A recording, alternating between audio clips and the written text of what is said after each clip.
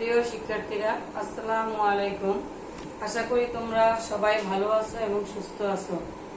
আমি আবিদা সুলতানা, প্রভাষক যুক্তিবিদ্যা, Nizamuddin degree college, Hosnabad, Gournadi, Barishal. Online ক্লাসে তোমাদের আবারও স্বাগতম। আমরা আজ দ্বিতীয় পত্রের পঞ্চম অধ্যায়ে কার্যকরণ সম্পর্ক এবং প্রমাণ পদ্ধতি নিয়ে আলোচনা করব। পূর্বের ক্লাসের সাথে তোমরা যদি পূর্বের ক্লাসগুলোর সাথে সাথে না দেখো, না পড়ো, তাহলে কিন্তু সামনের ক্লাসগুলো বুঝবে না। কারণ একটা ক্লাসের সাথে একটা টপিকের সাথে আরেকটা টপিক সংযুক্ত রয়েছে। তাই আমি আশা করব তোমাদের সাথে আমাদের করোনার জন্য সরাসরি দেখা হচ্ছে না। আমি যথাযথ চেষ্টা করতেছি যাতে তোমরা মেইন পয়েন্ট, মেইন টপিকগুলো শুধু তোমাদের বোঝানোর জন্য চেষ্টা করতেছি দূর থেকে। তোমরা আশা করি সেগুলো খুবই গুরুত্ব সহকারে পড়বে এবং বোঝার চেষ্টা করবে। আজকে আলোচ্য বিষয় হলো কার্যকরণ সম্পর্ক এবং প্রমাণ পদ্ধতি। কিভাবে কার্যকরণ সম্পর্কটা হয় এবং পদ্ধতিগুলো কি কি। বৈজ্ঞানিক আরোহের মূল লক্ষ্য হচ্ছে ঘটনাবলীর মধ্যে কার্যকরণ সম্পর্ক নির্ণয় করে একটি সঠিক সিদ্ধান্ত স্থাপন করা। কার্যকরণ সম্পর্ক আবিষ্কার করা একটি সহজ কাজ নয়। এই কাজটি সহজ করার জন্য যুক্তিবিদ কয়েকটি পদ্ধতি উদ্ভাবন করেন। এই পদ্ধতিগুলোর নামই হলো পরীক্ষণমূলক পদ্ধতি। পরীক্ষণমূলক পদ্ধতি কার্যকরণ নিয়ম আরোহের অন্যতম আকারগত ভিত্তি। আমাদের কার্যকরণ অর্থ এবং প্রকৃতি কি সে সম্পর্কে আমরা এখন জানব। কার্যকরণ নিয়মের অর্থ হলো প্রতিটি ঘটনারই একটি কারণ আছে। প্রতিটি ঘটনারই একটি কারণ থেকে উদ্ভূত হয়েছে। যুক্তিবিদ মিল বলেন, যে ঘটনার শুরু আছে তার একটি কারণ থাকতে বাধ্য। প্রতিটি ঘটনা যুক্তিবিদ বেন বলেন, প্রতিটি ঘটনা তার পূর্বে ঘটনার সাথে এমন সুনির্দিষ্ট ও সুসংগত সম্বন্ধযুক্ত যে সে পূর্ব ঘটনা ঘটলে তবেই এই ঘটনা ঘটে এবং সেটি না ঘটলে এই ঘটনাটি ঘটে না। কার্যক্রমের সাথে আমাদের সদার্থক এবং নিরর্থকের সম্পর্ক রয়েছে। সদার্থক হলো হাবোধক বা ইতিবাচক, নিরর্থক হলো নাবোধক বা নেতিবাচক। নিরর্থক ভাবে বলতে গেলে আমরা বলতে পারি, বিনা কারণে কোনো কার্যই ঘটতে পারে না। নিছক ও শূন্য থেকে কোনো কিছু সৃষ্টি হতে পারে না। শূন্য থেকে শুধু শূন্যেরই সৃষ্টি। শূন্য থেকে কোনো কিছু আসে না। তাই যেখানে কোনো কারণ ঘটেনি সেখানে কোনো কার্য হতে পারে না। আবার যেখানে কোনো কার্য ঘটেনি সেখানে অবশ্যই কোনো কারণ ঘটেছে।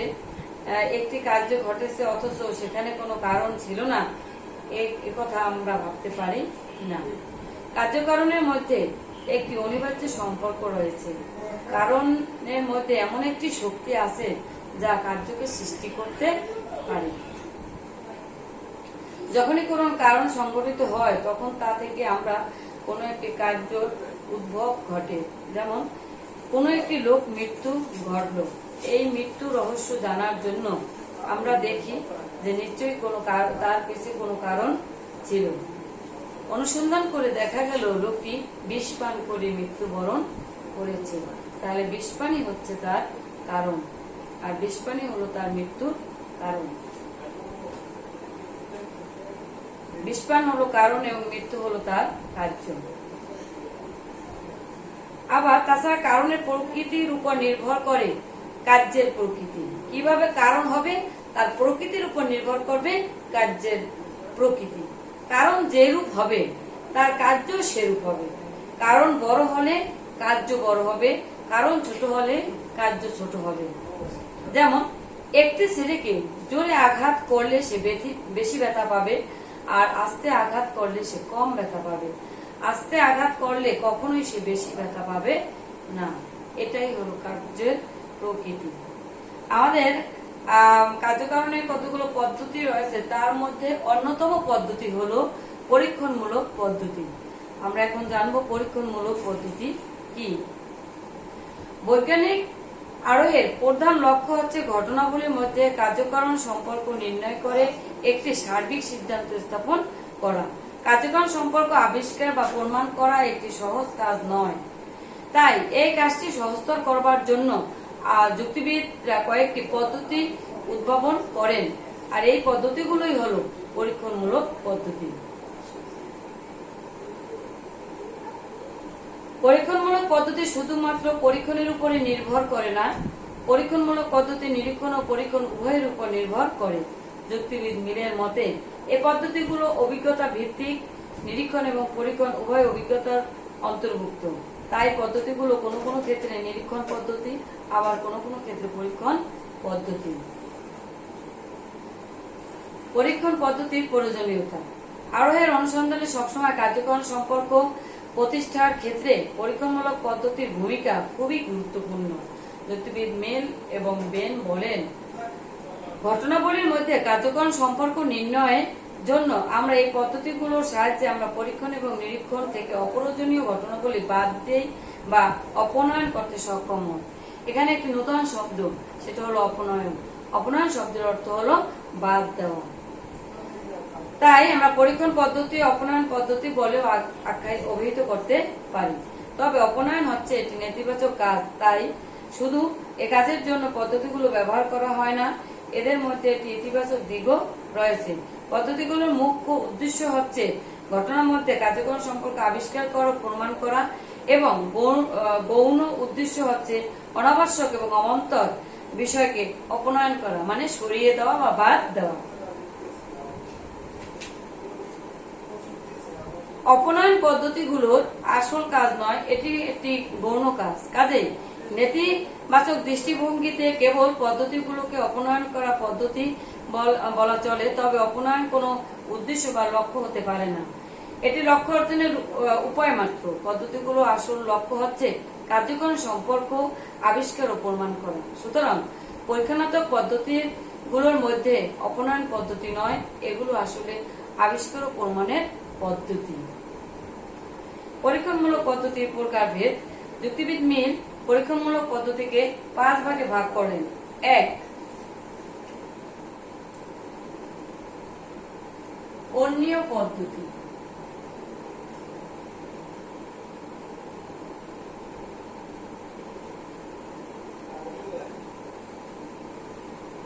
ব্যতিরেক পদ্ধতি।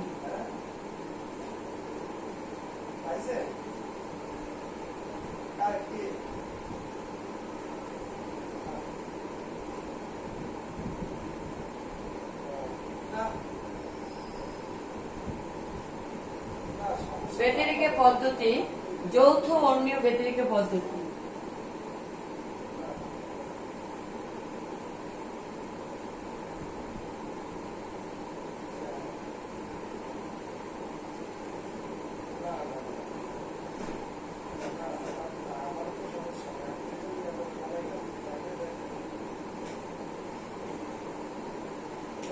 স্বপরিবর্তন পদ্ধতি।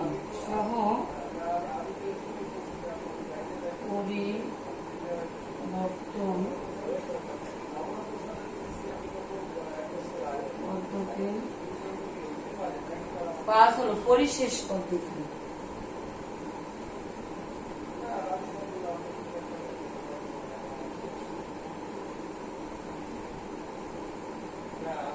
প্রিয় শিক্ষার্থীরা, আমরা দেখি এখন যে পরীক্ষণমূলক পদ্ধতিকে 5 ভাগে ভাগ করা হয়েছে। অন্যীয় পদ্ধতি, ব্যতিরেক পদ্ধতি, যৌথ অন্যীয় ব্যতিরেক পদ্ধতি, সহ পরিবর্তন পদ্ধতি এবং পরিশেষ পদ্ধতি। আমরা এই 5 ভাগের ভিতরে দুটো ভাগ বেশি আমাদের গুরুত্বপূর্ণ। আমাদের এই দুটোই আর কি পর্ব পরীক্ষায় আসে। আমরা এই দুটো নিয়ে এখন আলোচনা করার চেষ্টা করব। প্রথমে আমরা অন্যীয় পদ্ধতি নিয়ে আলোচনা করব। অন্যীয় অর্থ হলো মিল। অন্যীয় অর্থ হলো মিল। এদিক থেকে অন্যীয় পদ্ধতির অর্থ হচ্ছে মিলের পদ্ধতি। এই পদ্ধতি 2 বা ততোধিক দৃষ্টান্তের আলোচ্য ঘটনার সাথে অন্য একটি অবস্থায় উপস্থিত দিক দিয়ে মিল লক্ষ্য করে সিদ্ধান্ত হয় যে আলোচ্য ঘটনার সাথে উক্ত অবস্থার কোনো কার্যকরণ সম্পর্ক আছে। যুক্তিবিদ মিল নিম্নের সংজ্ঞায় বলেন, যদি আলোচ্য ঘটনার দুই বা ততোধিক একটি সাধারণ অবস্থার বর্তমান থাকে, তাহলে যে অবস্থাটিতে সবগুলো দৃষ্টান্তের মধ্যে মিল থাকে সেটিই হবে আলোচ্য ঘটনার কার্য বা কারণ। আমাদের অন্য পদ্ধতির অপনয়ন সূত্র রয়েছে, সেটা হলো কার্যের কোনো অঙ্গহানি না করে পূর্বককে বাদ দেওয়া যায় তা কখনোই কারণ বা কারণের অংশ হতে পারে না। আমরা পূর্বগামী ঘটনা হলো আমাদের আগের ঘটনা এবং অনুগামী ঘটনা পরের ঘটনা, সেটা আমরা পূর্বে পড়ে আসছিলাম। আমাদের অন্য পদ্ধতির ব্যাখ্যা, কিভাবে অন্য পদ্ধতি ঘটে। অন্য পদ্ধতি আরোহ অনুসন্ধানের ক্ষেত্রে ঘটনাবলীর মধ্যে কার্যকরণ সম্পর্ক প্রতিষ্ঠার অন্যতম পদ্ধতি। অন্য পদ্ধতি প্রয়োগ করে নিরীক্ষণের সাহায্যে কতগুলো দৃষ্টান্ত সংগ্রহ করা হয়।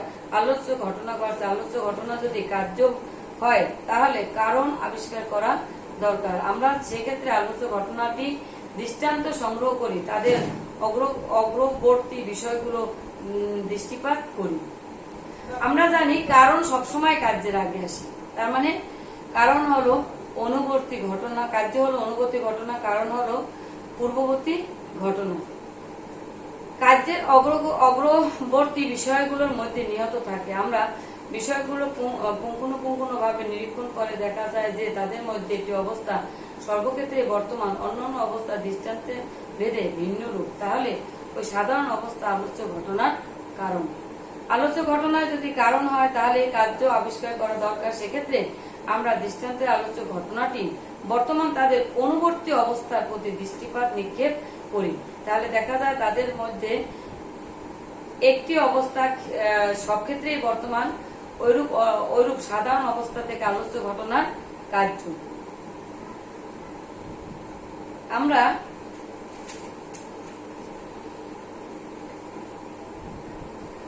উদাহরণের সাহায্যে আমরা বলতে পারবো যে কিভাবে আমাদের অন্য পদ্ধতি নিরীক্ষণের মাধ্যমে ঘটে।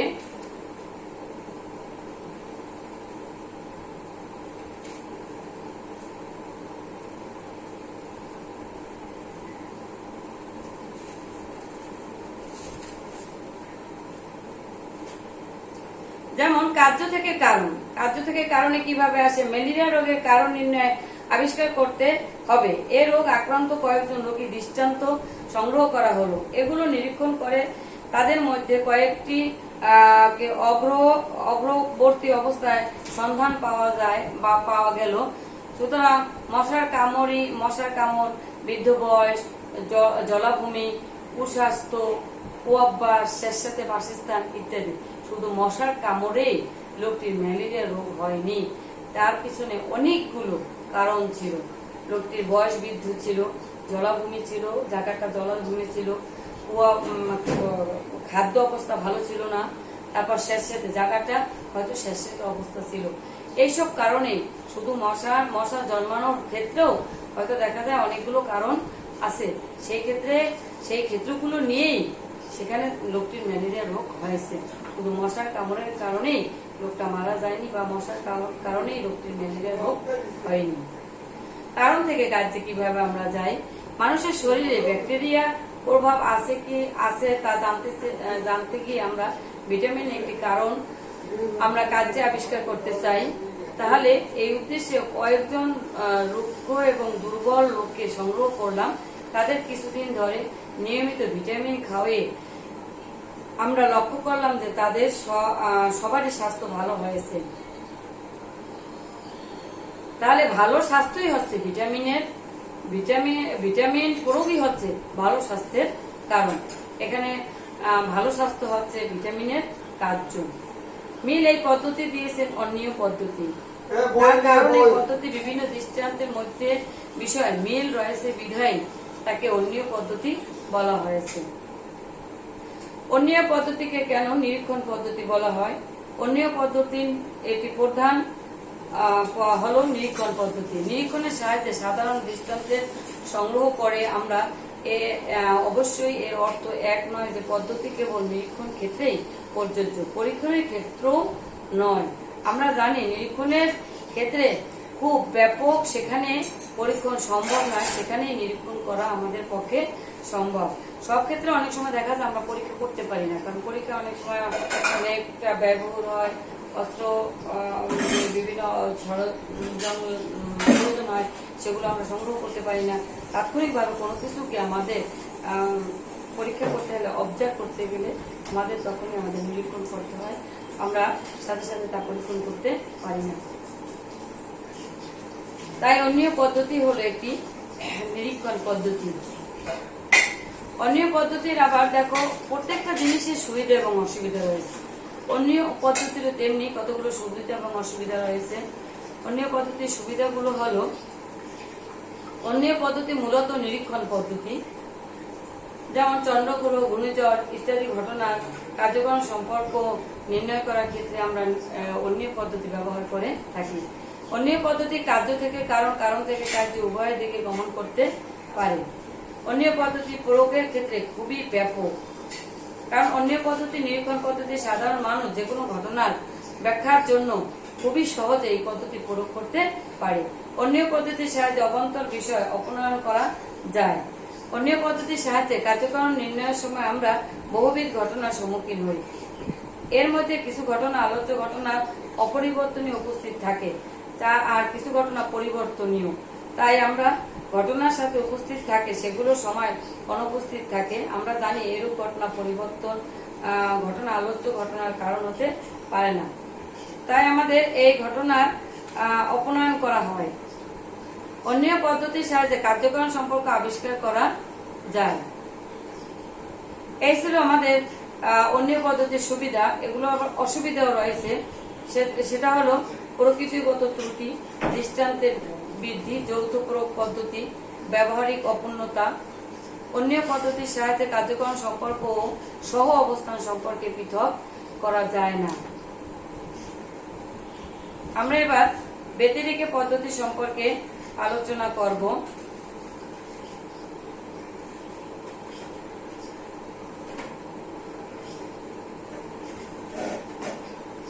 ব্যতিরেক পদ্ধতি অর্থ হচ্ছে পার্থক্য পদ্ধতি।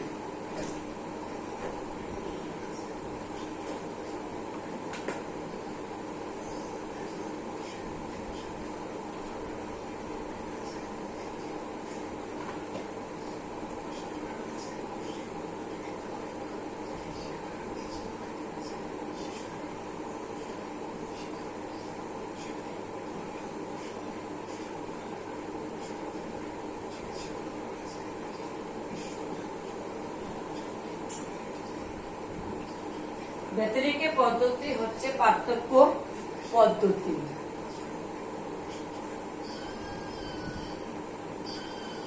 পার্থক্য পদ্ধতি এই পদ্ধতির মধ্যে দুটি দৃষ্টান্তের মধ্যে সীমাবদ্ধ। এদের মধ্যে একটি আলোচ্য ঘটনা তার সাথে অপর একটি ঘটনা উপস্থিত থাকে, অপর একটি আলোচ্য ঘটনা বিশেষ অবস্থায় উভয় অনুপস্থিত থাকে। যুক্তিবিদ মিল বলেন, যদি আলোচ্য ঘটনা একটি দৃষ্টান্ত ঘটে এবং অন্য একটি দৃষ্টান্তে না ঘটে এবং এরকম দুটি দৃষ্টান্তের মধ্যে কেবল একটি ছাড়া অন্য সব বিষয়ে মিল থাকে এবং যে বিষয়ে মিল নেই সেই বিষয়টি শুধু দৃষ্টান্তে বর্তমান থাকে, সেই বিষয়টি দৃষ্টান্তের দুটির মধ্যে পূর্বের যে বিষয়টি হবে আলোচ্য ঘটনা কার্যকরণ বা কারণের একটি অবিচ্ছেদ্য অঙ্গ। যুক্তিবিদ মিল ব্যতিরেকের সংজ্ঞা দিয়ে বলেন, ব্যতিরেক পদ্ধতির অপনয়নের সূত্র হচ্ছে যদি অনুগের কোনো অঙ্গহানি না করে। আমাদের তোমরা খেয়াল করবে অন্যীয় পদ্ধতি ছিল পূর্ব, এখানে আছে অনুক, মানে আমরা জানি যে একটি বাক্যের প্রথম অংশকে পূর্বক বলে, শেষের অংশকে অনুক বলে। তাই এখানে আছে অনুগের, অনুগের অঙ্গহানি না করে, মানে শেষের বাক্যে অনুককে অঙ্গহানি না করে পূর্বককে বাদ দেওয়া যায় না, তাহলে যে পূর্বকটি কারণ বা কারণের অংশ হতে বাধ্য। এটা হলো অপনয়ন পদ্ধতির সূত্র। আমরা ব্যতিরেক পদ্ধতি ব্যাখ্যা করব কিভাবে ব্যতিরেক পদ্ধতি আসবে এবং আমরা বাস্তব দৃষ্টান্তের উদাহরণ দিয়ে দেখব যে কিভাবে আসলে ব্যতিরেক পদ্ধতি হয়। আরো অনুসন্ধানের ক্ষেত্রে ঘটনার মধ্যে কার্যক্রম সম্পর্ক প্রতিষ্ঠার জন্য ব্যতিরেক পদ্ধতি একটি অন্যতম পদ্ধতি। এই পদ্ধতি দুটি দৃষ্টান্তের প্রয়োজন, একটি সদার্থক দৃষ্টান্ত, অপরটি নিয়ার্থক দৃষ্টান্ত। সদার্থক দৃষ্টান্তে আলোচ্য ঘটনাটি উপস্থিত থাকবে, নিয়ার্থক দৃষ্টান্তে আলোচ্য ঘটনাটি অনুপস্থিত থাকবে। এই দুটির মধ্যে একটি বিষয় পূর্বে থাকে, অন্য বিষয়ের দৃষ্টান্ত দুটির মধ্যে সম্পূর্ণ মিল থাকে। এর থেকে অনুমান করা যায় যে বিষয়টি দৃষ্টান্ত দুটির মধ্যে পড়বে, সেটাই হচ্ছে আলোচ্য ঘটনার কার্য বা কারণ। ব্যতিরেক পদ্ধতি দুটি ভিন্ন আকার ধারণ করতে পারে। আমরা অনেক সময় পূর্বকের সাথে কিছু যোগ করলে অনুগের সাথে কিছু একটা বেড়ে যায়, আবার অন্য সময় দেখা যায় পূর্বক থেকে কিছু একটা বিয়োগ করলে অনুগের ক্ষেত্রে আবার সেটি কমে যায়। আমরা কিভাবে সেটা বাস্তব উদাহরণের মাধ্যমে আমরা দেখতে পাই। যে পাত্রে বাতাস আছে তার মধ্যে বা ঘন্টা বাজালে শব্দ শোনা যায়, কিন্তু যে পাত্রে বাতাস নেই সে পাত্রে ঘন্টা বাজালে শব্দ শোনা যাবে না। আমাদের দৈনন্দিন জীবনে অনুমানের ক্ষেত্রে প্রতিনিয়তই ব্যতিরেক পদ্ধতি ব্যবহার করে থাকি। বহু ব্যবহারিক সিদ্ধান্তে আমরা এই পদ্ধতি স্থাপন করি। যেমন আমার মাথা ধরেছে, আমি একটি বড়ি খাই, আমার মাথা ব্যথা সেরে যায়। সুতরাং বড়ি খাওয়াই হচ্ছে মাথা ব্যথা সেরে যাওয়ার কারণ। আবার আমাদের ক্ষুধা খাবার খাওয়ার পরে আমাদের ক্ষুধা নিবারণ হওয়ার কারণ। অধিকাংশ ক্ষেত্রে এই পদ্ধতি সতর্কতা প্রয়োগ করার জন্য ভ্রান্তি অনুভূতি ডেকে আনে। যেমন আকাশে একটি ধূমকেতু উদিত হওয়াই হচ্ছে আমাদের রাজার মৃত্যুর কারণ, কিন্তু রাজার মৃত্যুর সাথে ধূমকেতু উদিত হওয়ার কোনো উদ্দেশ্য ছিল না। এটি একটি আকস্মিক ঘটনা, কিন্তু অনেক সময় আমরা ব্যতিরেক পদ্ধতির সাথে এই অনুভূতির সাথে আমরা মিলিয়ে ফেলি। এটা আসলে একটি কাকতালীয় অনুভূতি। আকাশে ধূমকেতু উদিত হওয়ার পরপরই রাজা মারা গেল, তাহলে রাজার মৃত্যুর কারণই হলো ধূমকেতু উদিত হচ্ছে রাজা মৃত্যুর কারণ। আসলে ধূমকেতু উদিত হওয়ার সময় হয়েছে তাই ধূমকেতু উদিত হয়েছে, রাজার মৃত্যু সময় এসেছে তাই রাজার মৃত্যু হয়েছে। রাজার মৃত্যুর সাথে ধূমকেতু উদিত হওয়ার কোনো যোগসূত্র নেই। এই জন্যই এখানে যে অনুভূতিটি ঘটেছে সেটা হলো কাকতালীয় অনুভূতি। আমাদের অন্য পদ্ধতির মতো ব্যতিরেক পদ্ধতিরও কিছু সুবিধা এবং অসুবিধা রয়েছে। আমরা এখন সুবিধা অসুবিধা নিয়ে আলোচনা করব। ব্যতিরেক পদ্ধতির সাহায্যে নিশ্চিত সিদ্ধান্ত স্থাপন করা যায়। ব্যতিরেক পদ্ধতি মূলত একটি পরীক্ষণ পদ্ধতি। এই দৃষ্টান্ত খুবই বিশেষ ধরনের। কেবলমাত্র পরীক্ষণের সাহায্যে তাদের সুষ্ঠুভাবে সংগ্রহ করা যায়। এই পদ্ধতি অপরাপর অবস্থাগুলো অপরিবর্তিত রেখে একটি বিশেষ অবস্থা একবার হাজির করে তা প্রতিক্রিয়া লক্ষ্য করা, একবার তাকে সরিয়ে দিয়ে প্রতিক্রিয়া লক্ষ্য করা, এভাবে পরীক্ষণের উপর নির্ভর করে এই পদ্ধতি আমরা সিদ্ধান্ত পাই। তাই এই পদ্ধতি খুবই নিশ্চিত। ব্যতিরেক পদ্ধতি কার্যকরণ সম্পর্ক প্রমাণ করা যায়। ব্যতিরেক পদ্ধতি একটি প্রমাণ পদ্ধতি। এর সাহায্যে কার্যকরণ সম্পর্ক আবিষ্কার করা হয় না, কারণ প্রমাণ করা হয়। অন্য পদ্ধতি কার্যকরণ সম্পর্কে যে আভাস দেয়, ব্যতিরেক পদ্ধতি তার চূড়ান্ত প্রমাণ দেয়। ব্যতিরেক পদ্ধতি খুবই সরল। অন্যান্য পদ্ধতির তুলনায় ব্যতিরেক পদ্ধতি খুবই সরল প্রকৃতির। ব্যতিরেক পদ্ধতি ব্যবহার খুবই বেশি। আমাদের দৈনন্দিন জীবনে পদ্ধতি খুবই বেশি, তাই ঘটনা কিভাবে ঘটলো সেটা জানার জন্য সদার্থক নিয়ার্থক ঘটনার মাধ্যমেই আমরা ব্যতিরেক পদ্ধতি জানতে পারি। ব্যতিরেক পদ্ধতির অসুবিধাগুলো। ব্যতিরেক পদ্ধতির সাহায্যে সরাসরি কার্য থেকে কারণে যাওয়া যায় না। ব্যতিরেক পদ্ধতি বহু কারণবাদ সমস্যার সম্পূর্ণভাবে মুক্ত নয়। যেমন একটি কার্য মৃত্যুর বিভিন্ন সময় বিভিন্ন কারণ হতে পারে। বিষপান, দুর্ঘটনা, অনাহার এবং অস্ত্রোপচার। তাই এখানে বহু কারণবাদের সমস্যা হয়ে যায়। ব্যতিরেক পদ্ধতির কারণ এবং শর্তের মধ্যে পার্থক্য নির্ণয় করতে অক্ষম। কারণ আমাদের লবণ দিলে তরকারি স্বাদ হয়, না দিলে স্বাদ হয় না, তাহলে লবণই স্বাদের কারণ, কিন্তু আসলে তা নয়। লবণ একটি শর্ত মাত্র। তরকারিতে স্বাদ উৎপন্নের জন্য আমাদের লবণ, হলুদ, জিরা, মরিচ, পেস্ট ইত্যাদি শর্তের সাথে যুক্ত রয়েছে। তাই শর্ত এবং কারণের সাথে গুলিয়ে ফেলে বিধায় ব্যতিরেক পদ্ধতির এখানে অসুবিধা রয়েছে। ব্যতিরেক পদ্ধতি অসতর্ক প্রয়োগে কাকতালীয় অনুভূতি ঘটে। যেমন পূর্বে যে আমরা উদাহরণটা দিয়েছিলাম, আকাশে ধূমকেতু উদিত হওয়ার পরপরই রাজার মৃত্যু হলো। ধূমকেতু উদিত হচ্ছে রাজার মৃত্যুর কারণ। এভাবে আমাদের ব্যতিরেকে পদ্ধতি প্রয়োগ করলে আমাদের কাকতালীয় অনুভূতি ঘটে। তারপর ব্যতিরেকে পদ্ধতিতে কোনো দূরবর্তী শর্তকে কারণ বলে ভুল হতে পারে। যেমন আমরা যদি ভালো বৃষ্টিপাত জনগণের সুখ শান্তির কারণ বলে ধরে নেই, তাহলে ভুল ধারণা হবে। কারণ ভালো বৃষ্টিপাতে ভালো ফসল হয়, ভালো ফসল হলে জনগণের সুখ শান্তি আমরা কামনা করতে পারি। কিন্তু আমরা যদি ভালো বৃষ্টিপাত ভালো ফসলের কারণ সেটা না বলে আমরা যদি বলি ভালো বৃষ্টিপাতই জনগণের সুখ শান্তির কারণ, সেটা বললে আমাদের সেখানে ব্যতিরেকে পদ্ধতি দূরবর্তী শর্তকে কারণ বলে ধরে নেওয়া হবে এবং সেখানে ত্রুটি ঘটে। আমাদের বলা প্রয়োজন ছিল এভাবে যে ভালো বৃষ্টিপাতে ভালো বৃষ্টিপাত ভালো ফসলের কারণ, ভালো ফসলই হলো জনগণের সমৃদ্ধির কারণ।